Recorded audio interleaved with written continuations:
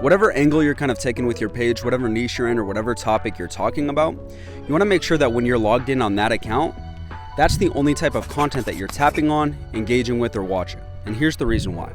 This is going to tell Instagram that that's the only type of content you want to see, which is going to make it so whenever you're in your feed or you're on the explore page, you're only going to see content that's relevant to you and what you're trying to do with that page. That's going to help you come up with endless content ideas, kind of know what's working in your niche and give you a better idea of what your niche is doing. And it's going to keep you up to date with different trends and different information in your niche. That's going to help you to make your page better. And number 2 is that your quality of followers is more important than your number of followers. Let's just look at it from a common sense standpoint.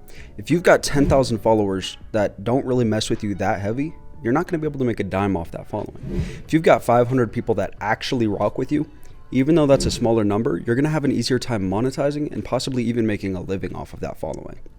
But let's also look at it from a growth standpoint. On Instagram, one of the worst things that you can have that will prohibit your growth is ghost followers. And another term for ghost follower is really just an inactive follower, somebody who doesn't engage with any of your content anymore. And that could be because they're a low quality follower or because there's just a mismatch between your content and what they're interested in.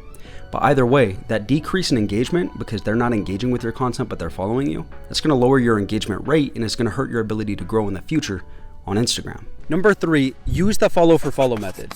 Now I know a lot of people will say that this is dead, it doesn't work anymore. It has been nerfed, but it does work. What you're going to want to do is find people that are engaging with pages super similar to yours, and you're going to want to follow those people in hopes that they'll follow you back. You want to cap out at about 25 people every hour and a half and cap out at about 150 a day.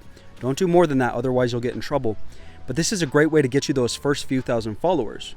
And once you get about 2,500 to probably 4,000 followers, somewhere in that ballpark, Instagram's algorithm is going to start to pick you up and help you out in a big way. So the big thing is just racing to that point, and follow for follow can help you do that. And number 4, when it comes to your content, you want to lean into reels and carousels. Those are the 2 content types that Instagram is really pushing heavy right now, more than any other. And with your carousels, you want to fit on as many images in that carousel as you can, as it makes sense, right? You don't want to just put BS on there, but that's going to help the watch time or the time that people spend on your post go up. And it's going to get pushed farther the more time that people spend on that carousel. Also, make sure that you're delivering value. And if you see any trends or any videos really going viral in your niche, jump on those trends or maybe react to those videos. Basically, what you want to do is you want to be the one-stop place for anybody with interest in your topic to come to your page and get value or get entertainment.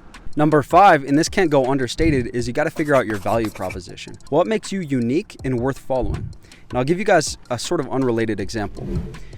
Back when I used to sell on Amazon, I was selling paper straws back when there was the whole turtle movement, use paper straws, right?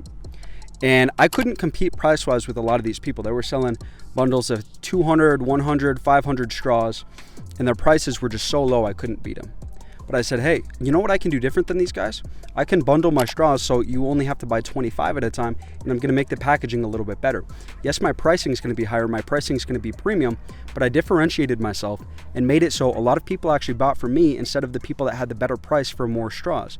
They didn't want that many straws. They wanted a few straws that looked good, right? So you got to think about, how do you do that with your Instagram? How are you separating yourself from the crowd?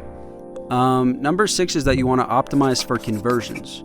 So you want your profile to be clear, to tell people what your page is about, what value they can get from you, to remind them to follow you. You also want your profile picture to look professional and clear. And then on top of that, in each post, you want to have a clear call to action, reminding people to follow you. This is going to help you to convert more followers when they're looking at your content or they stop and they look at your profile.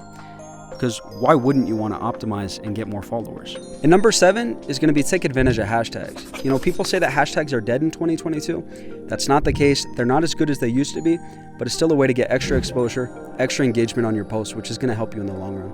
Why wouldn't you use as many hashtags as you can to try and get in front of more people? If you guys do want a full guide kind of breaking down how I recommend you use hashtags depending on the size of your page, your niche and everything, click this guide on the side here. Everything in it's still relevant. I made it just a couple months ago. With that said, God bless you guys. Have a good one and thank you.